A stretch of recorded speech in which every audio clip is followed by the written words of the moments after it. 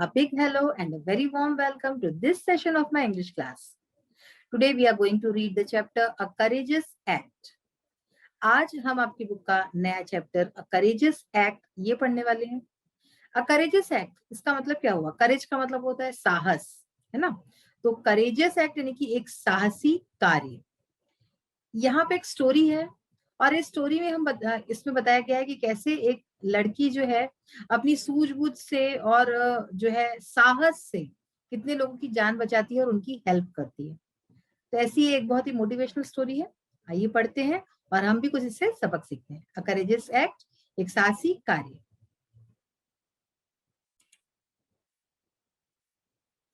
Chapter 11 of your text book a courageous act. चलिए पढ़ना start करते हैं. It was Sunday and the school was closed. Gayatri was very excited. She was going fishing in the sea with her father. Gayatri's father was a fisherman. Every day he went out fishing to the sea.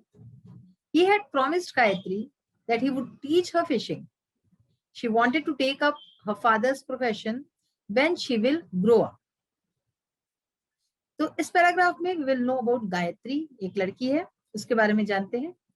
It was Sunday and the school was closed. वो Sunday का दिन था और school बंद था. Gayatri was very excited. Gayatri बहुत ही उत्साहित थी. She was going fishing in the sea with her father. वो बहुत उत्साहित थी क्योंकि वो जो है अपने पिता के साथ फिशिंग, यानी कि फिशिंग क्या होती है? मछली पकड़ना. तो वो फिशिंग के लिए जाने वाली थी समुद्र में अपने पिता के साथ. Gayatri's father was a fisherman. Gayatri के पिता एक मछुआरे थे. Every day he went out fishing to the sea.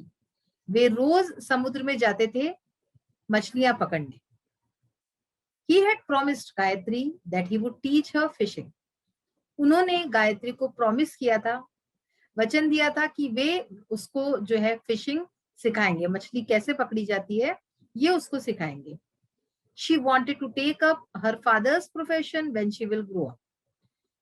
वो जो है अपने पिता का जो प्रोफेशन था, पिता जो उनके करते थे मछुआरे थे, तो उन्हीं का प्रोफेशन वो भी करना चाहती थी जब वो बड़ी होना चाहती थी. जब वो बड़ी होती तो वो भी उनका ही प्रोफेशन अपनाना चाहती थी. यानी कि जैसे वो मछुआरे थे ऐसे वो भी एक मछुआरन बनना चाहती थी. तो इससे ही हमें पता चलता है कि वो कितनी साहसी थी, निडर थी. क्योंकि यूजुअली क्या होता है, इस तरह के प्रोफेशन जो है वो जेंट्स लेते हैं, लड़के लोग लेते हैं, लेकिन वो एक लड़की होते हुए भी उसने कभी ऐसा कुछ नहीं सोचा. और उसके फादर भी उसको इस बात में सपोर्ट कर रहे थे. ये उससे भी अच्छी बात थी. तो इसका मतलब क्या हुआ कि वो अपने फादर के साथ उस दिन जो है फिशिंग पे जाने वाली थी. As Gayatri was tying her shoelaces, she heard a news flashed on radio.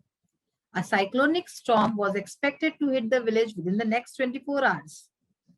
She knew that the cyclone would bring strong wind, heavy rains, and high tides in the sea. It would topple trees and damage houses. There would be heavy rain which could cause flood. She rushed outside to warn her father. Both of them heard the loud clap of thunder. Big drops of rain started falling. They could see the waves of the sea rising higher and higher. बच्चों, आप सोच रहे होंगे कि मैं हर बार क्यों पहले पूरा पैराग्राफ पढ़ती हूँ और फिर उसके बाद समझाना स्टार्ट करती हूँ. दैट्स जस्ट बिकॉज ताकि जब मैं पढ़ रही हूँ पूरा पैराग्राफ एक साथ, तो आपको पता चलता है कि हमें किस तरह से फ्लुएंटली पढ़ना है. व्हेन यू आर रीडिंग, जब आप पढ़ोगे तो आपको भी इसी तरह से पढ़ना है. वर्ड्स का उच्चारण, प्रोनाउंसिएशन किस तरह से करना है, ये सब आपको समझ में आए. And that's why I read a full paragraph once. एक बार मैं फुल पैराग्राफ इसीलिए पढ़ती हूँ. तो ये इसमें समझते हैं क्या लिखा है. As Gayatri was tying her shoelaces, she heard a news flashed on radio. तो जिस वक्त गायत्री अपने शूलेसेस बांध रही थी, जूतों के फीते बांध रही थी, उस वक्त उसने रेडियो पर एक खबर सुनी. A cyclonic storm was expected to hit the village within the next 24 hours.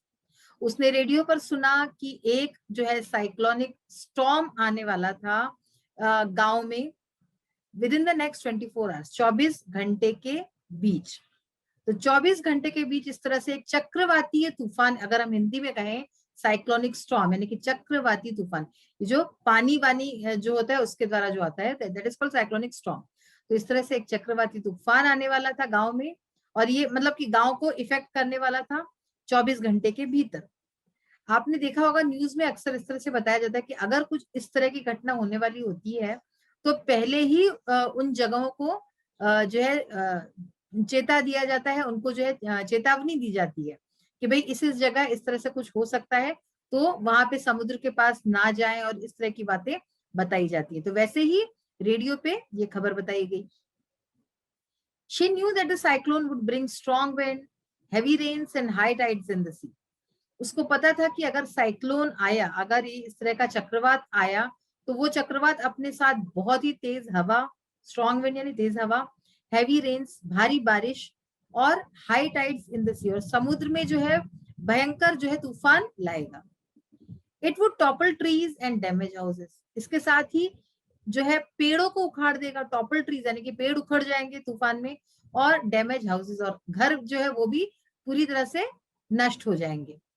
There would be heavy rain which could cause flood, बहुत ही तेज बारिश होगी, भारी बारिश होगी, जिसकी वजह से जो है फ्लड आ सकता है, जो है बाढ़ आ सकती है। She rushed outside to warn her father, तो वो बाहर की तरफ दौड़ी अपने पिता को वार्न करने के लिए, उनको चेतावनी देने के लिए, उनको बताने के लिए। Both of them heard the loud clap of thunder, दोनों ने ही जो है बहुत ही तेज बिजली कड़कने की आवाज सुनी। Big drops of rain started falling, बड़ी बड़ी जो है बारिश की बूंदें गिरने लगी। They could see the waves of the sea rising higher and higher, वे देख सकते थे कि किस तरह से जो समुद्र की जो लहरें थी वो बढ़ती जा रही थी, क्योंकि एक स्टॉर्म था, है ना, ये चक्रवाती तूफान था, तो जो समुद्र की जो लहरें थी वो बहुत तेज तेज ऊंची ऊंची हो रही थी और बढ़ती जा रही थी।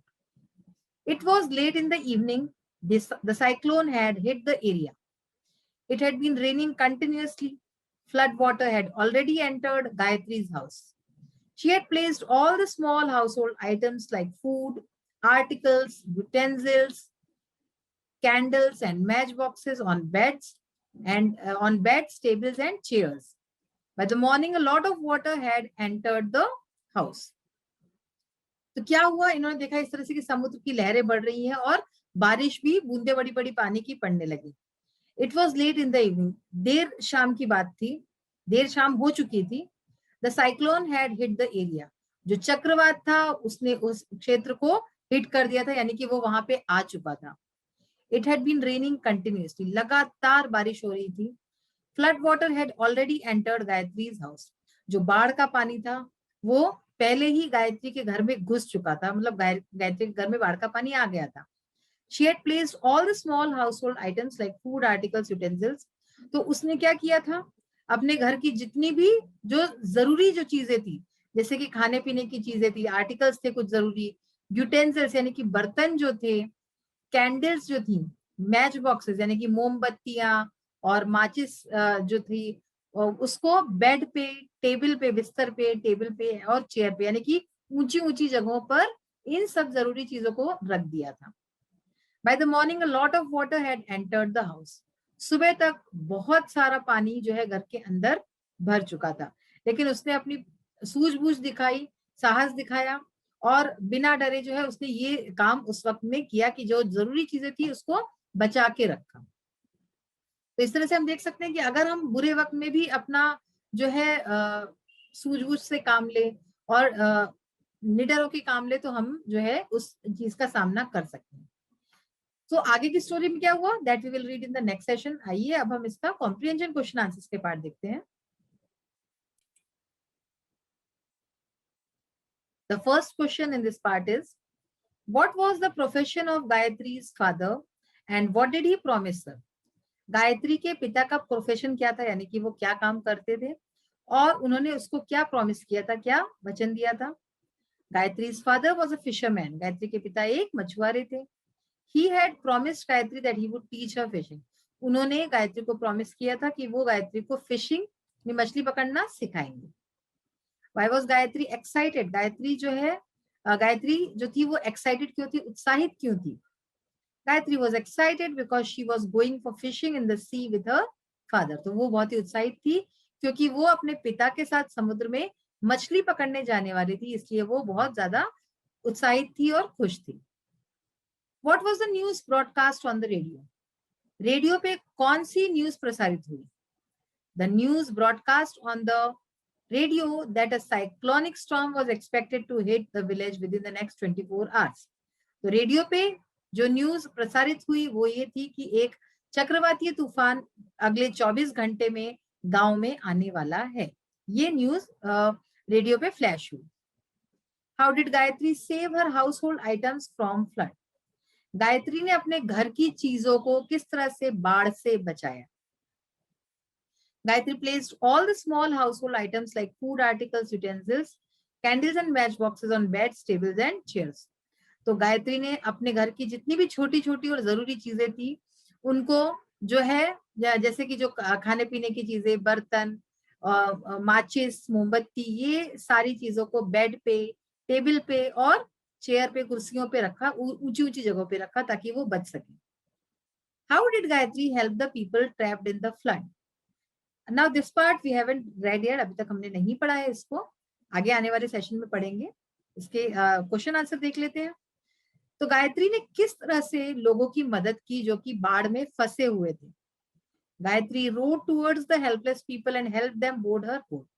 तो गायत्री ने क्या किया, जो हेल्पलेस लोग थे, जिनके पास मदद नहीं थी कोई, उनकी तरफ वो रोड टूवर्ड्स यानी कि नाव चलाकर पहुंची और उनको अपनी बोट में बिठाया। Then she rode to the town hall, फिर वो टाउन हॉल की तरफ गई एंड ड्रॉप देम देयर, और वहां पे उन लोगों को छोड़ा। She also donated some clothes, food, match boxes and candles for them, और इसके साथ ही उसने उन लोगों को कुछ कपड़े, खाने की चीजें, मैच बॉक्सेस, माचिस और मोमबत्तियां भी दी ताकि वो उनके काम आ सके। तो इस तरह से उसने जो लोग थे उनकी मदद की। Now see the word power exercise. Fill in the blanks with the words given in the box. There are some words written here. कुछ वर्ड्स लिखे हुए हैं, तो वो जो है हमें इन बॉक्सेस में भरने हैं। तो वर्ड्स कौन कौन से हमारे पास? Toppled, road, submerged, shelter and utensils. तो आइए देखते हैं। The town was submerged by the flood water, meaning कि जो टाउन था, जो शहर था, वो जो गांव था, वो पूरी तरह से बाढ़ के पानी में डूब गया। सबमर्ज्ड का मतलब डूब गया। अनु रोड द बोट टू शोर। अनु ने अपनी नाव को शोर तक यानी किनारे तक, रोड यानी कि चलाना है ना, नाव जो चलाते हैं, वहां तक ले गई। The earthquake toppled the building. Toppled यानी कि गिरा देना, गिर जाना कोई चीज।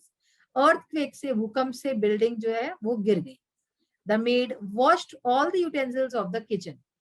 मेड यानी कि जो काम करने वाली आती है, तो मेड ने बर्तन सारे किचन के साफ कर दिए। यूटेंसिल्स यानी कि होता है बर्तन, तो किचन के, रसोई के सारे बर्तन साफ किए, धो दिए। Human beings need food, clothing and shelter. Human beings यानी कि हम जो मानव है, मानव जाति को फूड, खाना, कपड़ा और शेल्टर यानी कि छत, सर के ऊपर जो छत होती है, ये चीजें लगती हैं। नीड यानी कि उनको आवश्यकता होती है।